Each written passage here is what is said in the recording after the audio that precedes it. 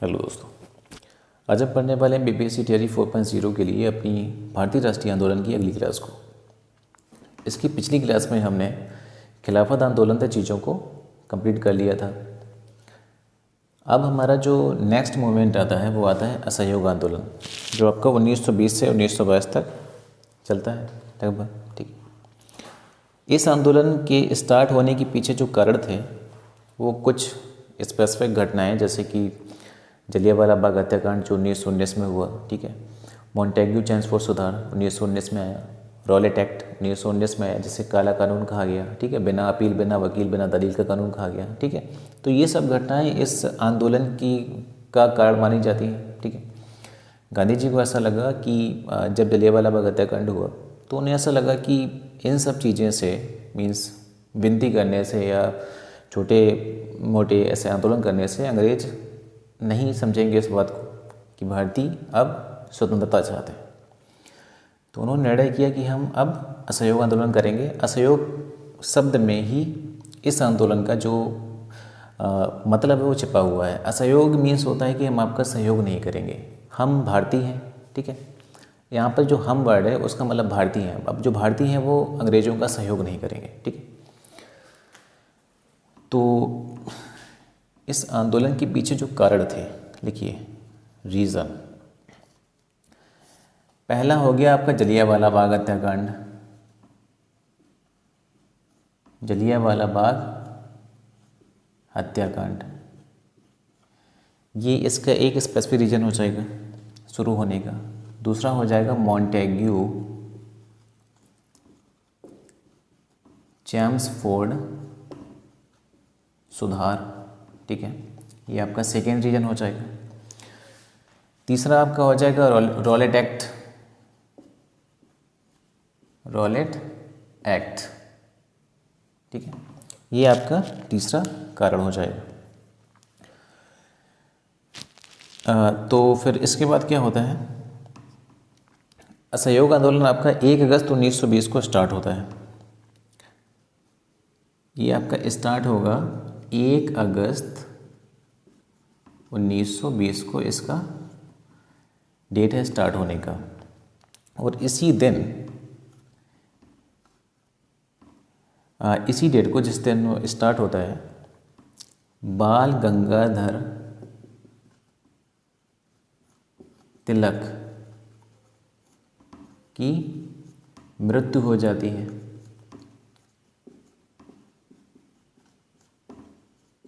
ठीक है, जिस दिन असहयोग आंदोलन स्टार्ट होता है उसी दिन तिलक की डेथ हो जाती है। ठीक है,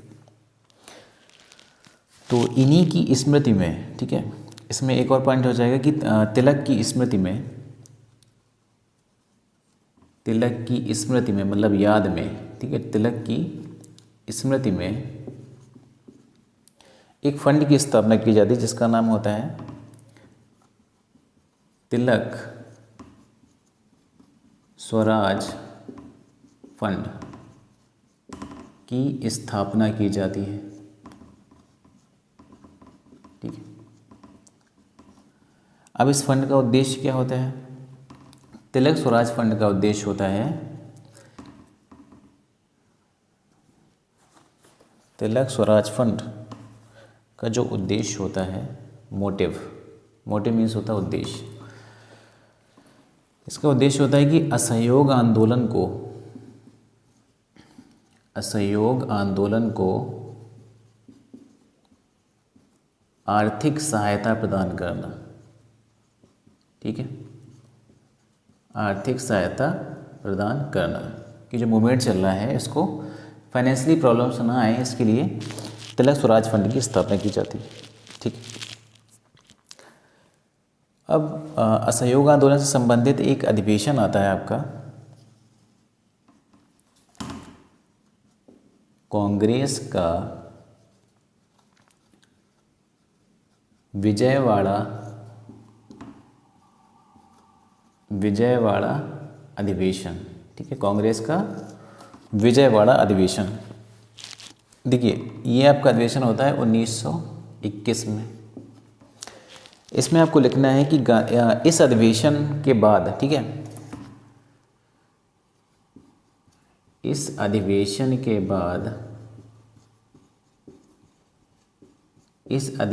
बाद से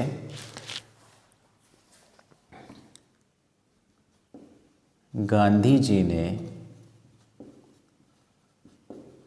धोती कुर्ता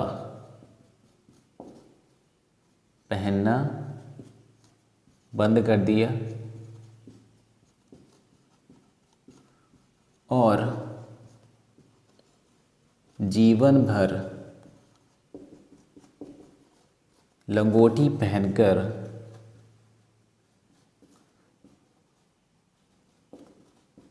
अर्धनग्न फकीर के जैसे जीवन व्यतीत किया। ठीक है, ये आपका ना एग्जाम्स के लिए काफ़ी स्ट्रॉन्ग पॉइंट हो जाता है कि कांग्रेस के जो विजयवाड़ा अधिवेशन था 1921 में, इस अधिवेशन के बाद से, इस सेशन के बाद से गांधी जी ने धोती कुर्ता पहनना बंद कर देते हैं। ठीक है, और जीवन भर लंगोटी पहनते हैं। ठीक है, जैसे कि उन्हें विंस्टन चर्चिल ने अर्धनग्न फकीर कहा था, तो वैसे ही वो जीवन भर लंगोटी पहन कर ही रहे। ठीक है, और इसके बाद जैसे कि बताया आपको कि असहयोग आंदोलन के जो एक्ट हुए थे, मतलब भारतीयों द्वारा क्या क्या किया गया, उसमें लिखिए आप कुछ पॉइंट।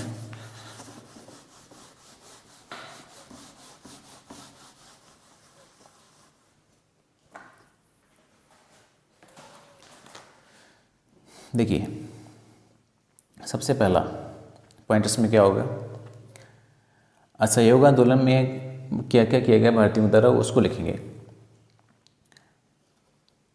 विदेशी वस्तुओं का बहिष्कार, विदेशी वस्तुओं का बहिष्कार। ठीक है, एंड स्वदेशी अपनाओ। ठीक है, स्वदेशी अपनाओ, विदेशी वस्तुओं का यूज नहीं करेंगे, अपने देश की वस्तुओं का यूज करेंगे। लाइन का मतलब यही निकला। ठीक है, सेकेंड नंबर होता है कि जो विद्यार्थी थे उन्होंने अपने स्कूल छोड़ दिए, विद्यार्थियों ने अपने स्कूल कॉलेज छोड़ दिए। ठीक है, स्कूल कॉलेज छोड़ दिए।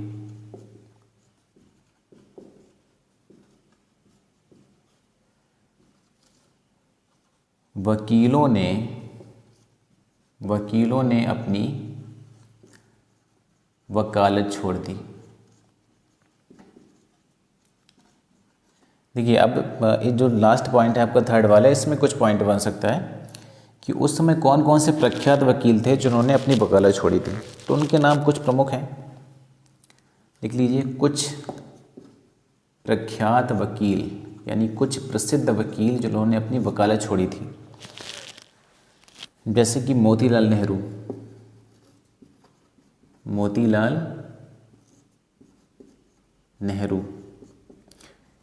इनके अलावा चित्तरंजन दास।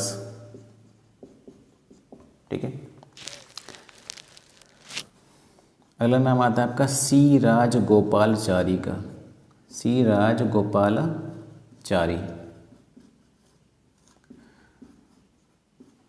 अगला नाम आता है सैफुद्दीन किचलू का,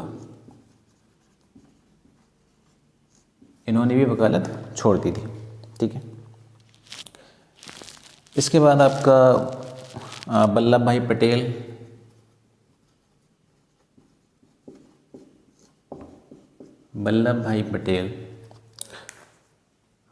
आसफ अली। ठीक है, इसके अलावा T Prakasam and Rajendra Prasad. देखिए, नाम याद रखना इसलिए आवश्यक है क्योंकि एलिमिनेशन वाला क्वेश्चन आ सकता है। ठीक है, एलिमिनेट करने क्वेश्चन आ सकता है। कौन कौन से आपको पूछ सकता है कि इनमें से कौन से ऐसे व्यक्ति हैं जिन्होंने वकालत छोड़ दी थी या नहीं छोड़ी थी। ठीक है, तो एलिमिनेट करने का क्वेश्चन बन सकता है। ठीक है, इसीलिए आपको जो कुछ प्रख्यात नेम है वो आपको लिखवा दिए। तो ये आपकी असहयोग आंदोलन की थीम हो जाएगी कि टोटल में आपका ये लाइन बनता है कि हमें कोऑपरेट नहीं करना है अंग्रेजों के साथ, वो जो भी काम करेंगे उसमें भारतीय हिस्सा नहीं लेंगे। ठीक है, तो असहयोग आंदोलन के साथ साथ कुछ अन्य प्रांतों में कुछ अन्य आंदोलन भी चल रहे थे। जैसे इसमें पहला जो और मुख्य आंदोलन जो आता है वो आता है आपका अकाली आंदोलन। अकाली आंदोलन, ठीक है, ये कहाँ चल रहा था? पंजाब में चल रहा था। इसकी पृष्ठभूमि क्या है, मतलब इसका कारण क्या है होने का? इसमें है कि गुरुद्वारों पर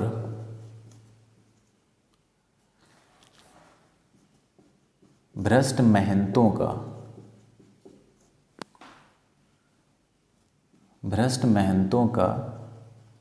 कब्जा हो गया था।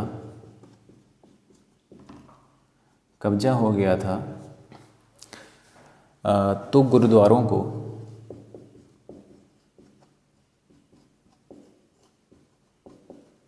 महंतों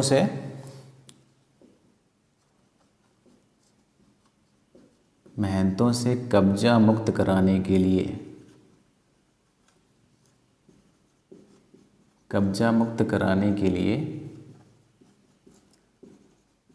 अकाली आंदोलन चलाया गया। ठीक, अकाली आंदोलन चलाया गया। ठीक है, इसकी केवल इतनी थीम रहेगी कि भ्रष्ट महंतों का कब्जा हो गया था गुरुद्वारों पर। ठीक है, तो उनको उनसे कब्जा मुक्त कराने के लिए ये आंदोलन चलाया गया था और ये अहिंसा का आंदोलन था। इसमें किसी प्रकार की हिंसा का कोई स्थान नहीं था। ठीक है, इसमें आप लिख लीजिए कि ये एक अहिंसा का आंदोलन था। अहिंसा का आंदोलन था। ठीक है, इसके अलावा दूसरा जो आंदोलन चल रहा है असहयोग आंदोलन के साथ साथ या उसी समय यह होता है आपका मोपला विद्रोह। ये आपका 1921 में होता है। 1921 के आसपास होता है। कहाँ पर होता है? केरल में होता है। ये आपका किसानों और जमींदारों के बीच एक विद्रोह है। ठीक है, केरल में जो किसान हैं उन्हें यहाँ मोपला मुस्लिम है। ठीक है, कम्युनिटी है कि मोपला। ठीक है, तो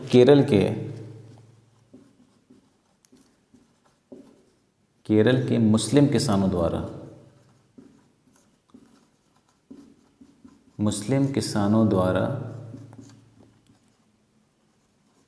जमींदारों के विरुद्ध, ठीक है, वहाँ के जो लोकल के जमींदार थे उनके विरुद्ध ये आंदोलन चलाया गया था, जैसे हम मोपला विद्रोह के नाम से जानते हैं। 1921 में हुआ था ये। ठीक है, तो जब 1 अगस्त 1920 को असहयोग आंदोलन स्टार्ट होता है, ठीक है, तो हर जगह पर विरोध हो रहा होता है अंग्रेज़ों का, उनके संस्थानों का, उनकी सेवाओं का। ठीक है, जिन दुकानों पर कपड़े विदेशी बिक रहे होते हैं उन स्थानों पर प्रदर्शन होता है।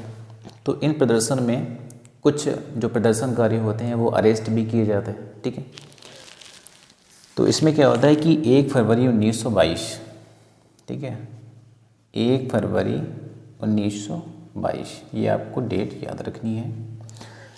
इसमें क्या होता है कि गांधी जी मांग करते हैं, लिखना है गांधी की मांग क्या है। ठीक है, असहयोग आंदोलन का दौर चल रहा है, अभी ख़त्म नहीं हुआ है। ठीक है, 1 फरवरी 1922 गांधी जी की पहली मांग होती है कि राजनीतिक बंदी जितने भी हैं, ठीक है, जैसे जो प्रदर्शन हो रहे थे तो उनमें से कुछ को अरेस्ट कर लिया गया। ठीक है, पॉलिटिकल जो लोग थे, तो पहली मांग उनकी रहती है कि जितने भी राजनीतिक बंदी हैं, राजनीतिक बंदियों को रिहा किया जाए, मतलब छोड़ दिया जाए। ये इनकी फर्स्ट मांग हो जाएगी। ठीक है, इसके बाद जो सेकेंड मांग रहेगी कि सरकार का प्रेस पर से नियंत्रण खत्म हो, मतलब सरकार का मीडिया से नियंत्रण खत्म हो जाए। ठीक है, नहीं तो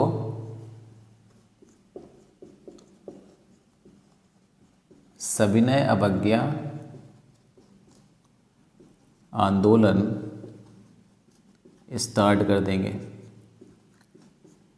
ये आप वार्निंग मान सकते हैं गांधी जी की अंग्रेज़ों को, ठीक है। अगर आप ऐसा नहीं करते हैं तो हम सविनय अवज्ञा आंदोलन स्टार्ट कर देंगे, ठीक है। तो ये मांगे 1 फरवरी 1922 को गांधी जी ऐसी मांगे करते हैं, डिमांड करते हैं। तो फिर एक डेट आती है 5 फरवरी 1922 की। आपको जो घटना है वो रिकॉल हो गई होगी, कौन सी घटना होने वाली है। इसमें क्या होने वाला है कि चौरी चौरा कांड होता है। चौरी चौरा कांड, ये कांड कहाँ पर होता है? ये यूपी में होता है, उत्तर प्रदेश में होता है, उत्तर प्रदेश के गोरखपुर में होता है, ठीक। इतनी बात क्लियर होगी। इसमें क्या होता है कि जुलूस पर एक जुलूस जा रहा होता है, ठीक है, असहयोग आंदोलन चल रहा है,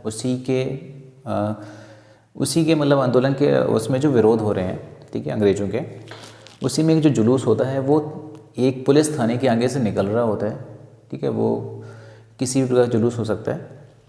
तो उसमें क्या होता है कि गोली चलाई जाती है किसी पुलिस वाले के द्वारा। तो फिर जब भीड़ गुस्सा हो जाती है तो वो जाके थाने में आग लगा देती है, ठीक है। मतलब गुस्साई भीड़ ने थाने में आग लगा दी।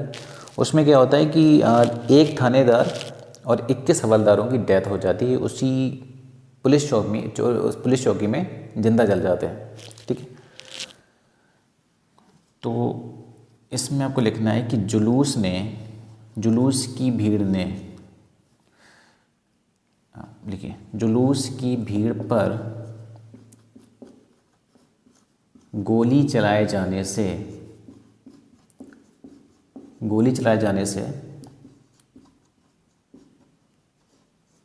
गुस्साई भीड़ ने पुलिस चौकी में आग लगा दी, जिसमें एक थानेदार प्लस 21 हवलदारों की डेथ हो जाती है, ठीक है, डेथ हो गई। अब इस घटना का पता जब महात्मा गांधी जी को चलता है तो वो उस समय बारदोली में है, ठीक है। बारदोली कहाँ है आपका? गुजरात में, ठीक है। तो जैसे ही पता लगता है तो गांधी जी असहयोग आंदोलन को वहीं से स्थगित कर देते हैं। डेट होती है आपकी 12 फरवरी 1922। इसमें आपको लिखना है कि इस घटना का पता लगते ही गांधी जी 12 फरवरी 1922, ठीक है, 12 फरवरी 1922 को सहयोग आंदोलन स्थगित कर देते हैं, ठीक है। 12 फरवरी 1922 क्या होता है कि असहयोग आंदोलन स्थगित कर दिया जाता है गांधी जी के द्वारा, ठीक है। स्थगित होने का कारण क्या है? चौरी चौरा हत्याकांड, जिसमें एक थानेदार और 21 हवलदारों की डेथ हो जाती है, ठीक है। अब जब लगभग 1.5-2 साल ये आंदोलन चलता है, तो जब गांधी जी स्थगित कर देते हैं तो कुछ जो उनके सहयोगी गण होते हैं वो उनके इस फैसले का विरोध करते हैं। विरोध करने वालों में कुछ नाम प्रमुख हैं, वो लिखिए। देखिए, गांधी जी के आंदोलन स्थगित करने के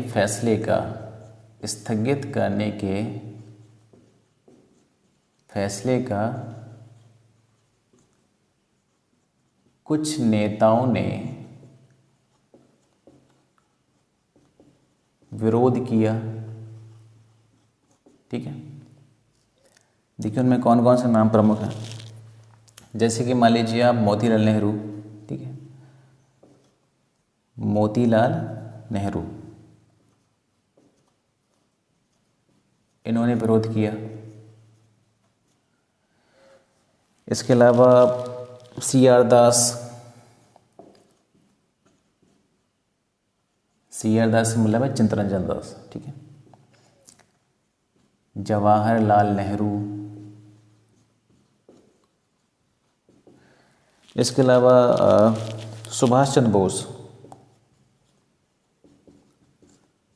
सुभाष चंद्र बोस, कुछ प्रमुख नाम हैं ये चार आपके, जिन्होंने इस फैसले का विरोध किया था कि गांधी जी को ऐसा नहीं करना चाहिए था, ठीक है। इसके बाद क्या होता है कि अब जो आंदोलन था उसका आह्वान किया था गांधी जी ने, तो चौरी चौरा कांड का जो इसमें इतने पुलिस वालों की डेथ हुई थी, तो इस सब का जिम्मेदार गांधी जी को ही माना जाता है। तो 10 मार्च 1922 को 10 मार्च 1922 को गांधी जी को अरेस्ट कर लिया जाता है, ठीक है। गांधी जी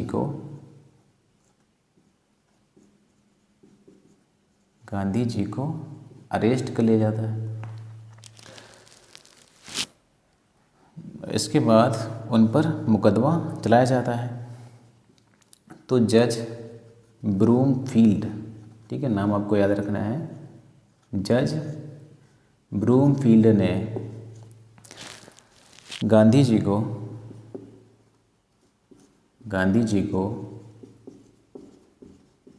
6 वर्ष की सज़ा सुनाई, ठीक है।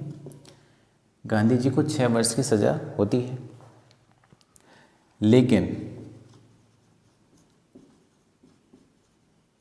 खराब स्वास्थ्य के चलते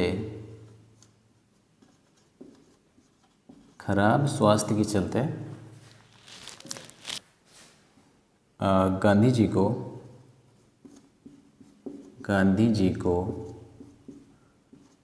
5 फरवरी 1924 को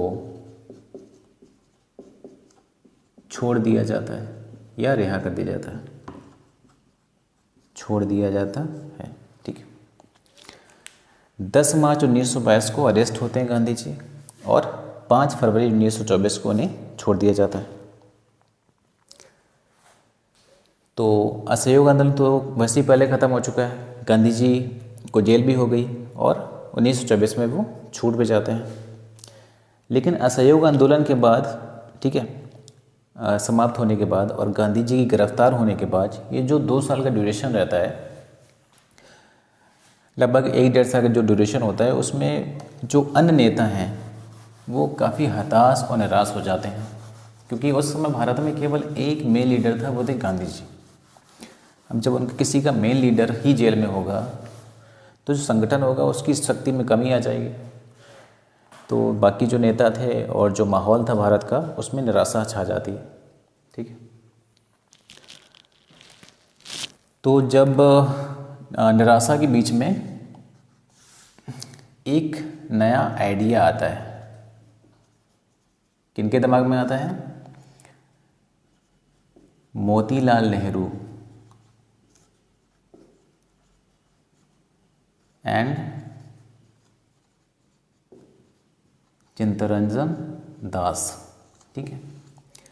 हताशा व निराशा के बीच जब सभी जो नेतागण होते हैं और जो देश होता है, क्योंकि उनका जो मेन लीडर है वो नहीं है, तो सब के अब किसी के पास आगे का प्लान नहीं था कि अब क्या किया जाए, क्योंकि आंदोलन स्थगित हो चुका है, गांधी जी जेल में हैं, तो अब आगे किया क्या जाए। तो इन 2 लोगों के मन में एक विचार आता है कि हम एक नई पार्टी की स्थापना करेंगे जिसका नाम होगा स्वराज पार्टी, और अब हम बाहर से लड़ाई नहीं करेंगे अंग्रेज़ों के साथ, ठीक है। हम चुनाव के जरिए, ठीक है, इलेक्ट होने के बाद हम केंद्रीय विधानमंडल के अंदर जाएंगे, ठीक है, एज ए प्रतिनिधि, एज ए रिप्रेजेंटेटिव, ठीक है, और अंदर से लड़ाई लड़ेंगे, ठीक है। तो ऐसा विचार इनके मन में आता है, ठीक है। स्वराज पार्टी, देखिए जब विचार आता है तो इस विचार को पहले तो सभी मना कर देते हैं, इस विचार को अस्वीकार कर दिया जाता है, कोई भी इनकी बात को नहीं मानता है, ठीक है। 1922 में होता है गया अधिवेशन।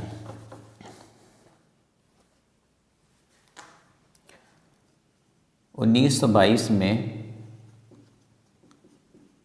गया अधिवेशन होता है कांग्रेस का।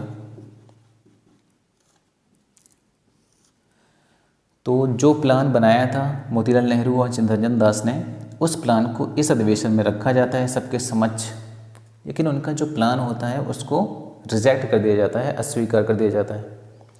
तो इसमें क्या होता है, योजना अस्वीकृत हो जाती है, मतलब इसको नहीं मानते हैं। उस समय चुनाव कब होने थे, 1923 में होने थे, ठीक है, ये 1922 चल रहा है। तो इसके बाद क्या होता है कि जो चित्तरंजन दास होते हैं वो कांग्रेस की अध्यक्षता पद से, जो होता है अध्यक्ष पद से, रिज़ाइन कर देते हैं, इस्तीफा कर देते हैं और एक नई पार्टी बनाते हैं। ठीक है, क्या करते हैं, एक नई पार्टी बनाते हैं। न्यू पार्टी का नाम क्या है, इसका नाम है स्वराज पार्टी।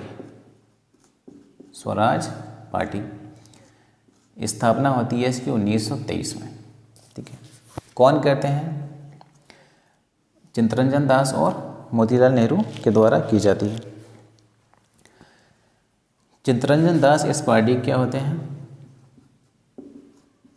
चित्तरंजन दास ये अध्यक्ष होते हैं इस पार्टी के, और जो मोतीलाल नेहरू हैं ये इस पार्टी के सचिव होते हैं या महासचिव होते हैं। ठीक है,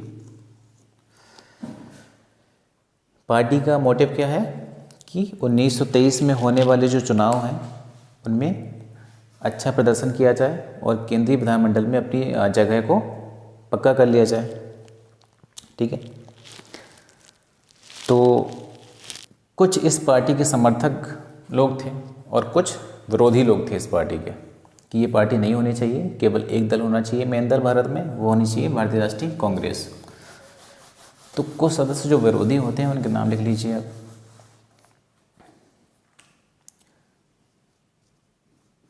स्वराज दल के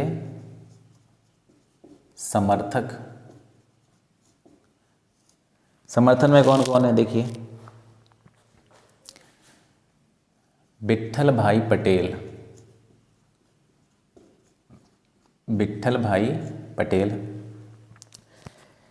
इनके अलावा कस्तूरी रंगा,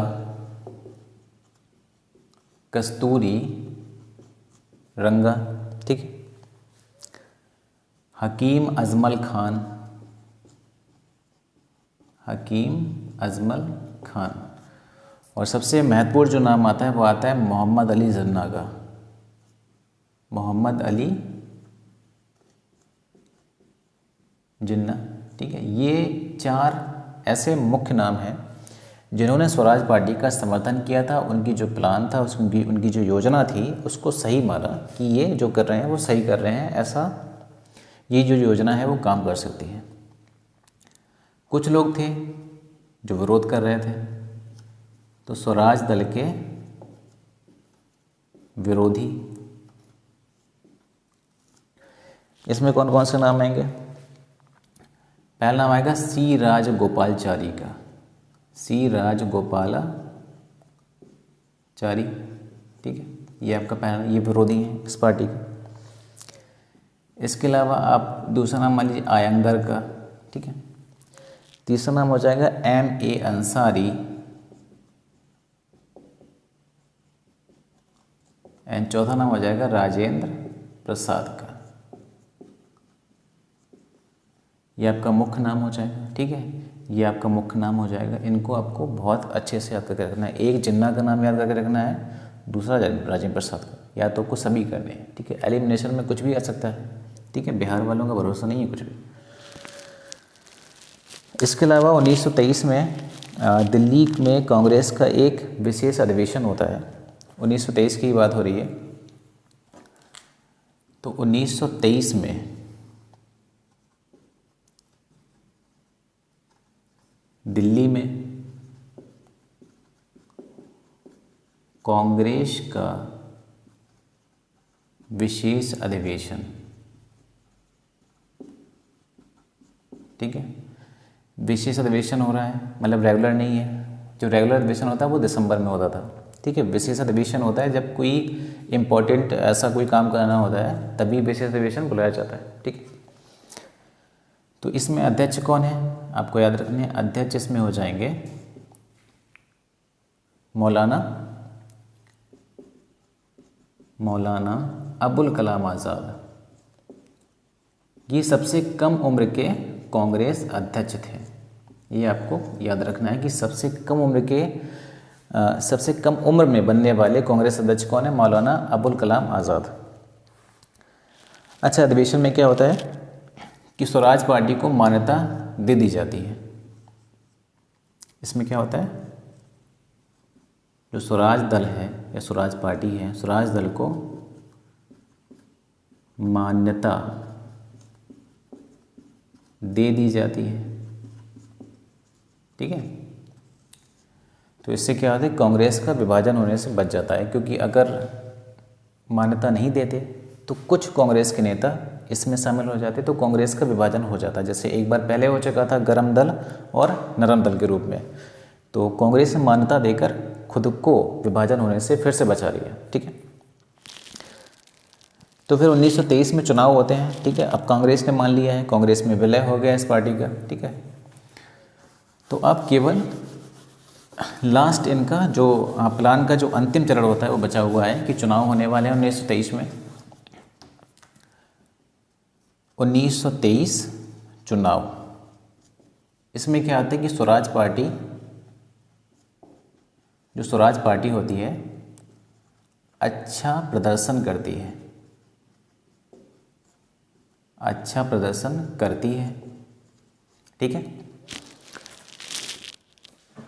इसमें क्या होता है कि 101 सीटों में से 101 सीटों में से 42 सीटें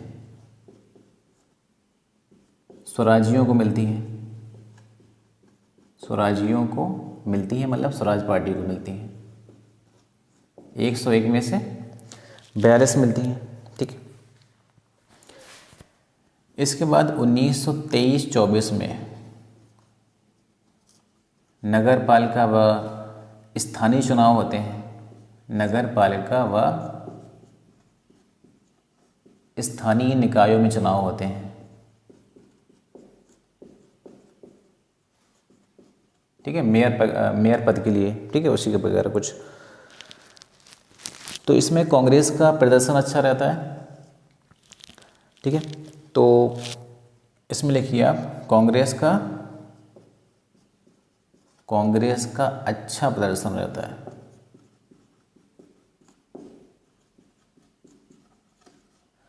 अब जहाँ जहाँ से कांग्रेस जीती है वहाँ पर कांग्रेस का मेयर बनता है। जैसे कि कुछ नाम लिखिए, जैसे पटना में कांग्रेस ने विजय हासिल की, तो पटना में जो मेयर होंगे वो कौन बने थे, राजेंद्र प्रसाद को बनाया गया था पटना से। ठीक, इसके बाद इलाहाबाद में जो मेयर बनेंगे वो बनेंगे नेहरू जी। ठीक है, नेहरू जी को बनाया गया था। ठीक, 1925 में, ठीक है, एक विशेष घटना होती है। घटना मीन्स होता है एक विशेष अचीवमेंट कह सकते हैं आप। ठीक है, 1925 में विट्ठल भाई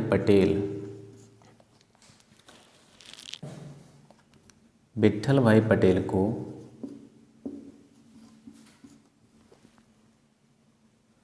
केंद्रीय विधानमंडल में स्पीकर मीन्स अध्यक्ष। ठीक है, स्पीकर पद के लिए चुना जाता है।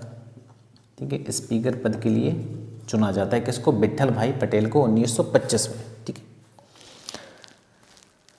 और 1925 में ही इसी समय क्या होता है कि चित्तरंजन दास की मृत्यु हो जाती है।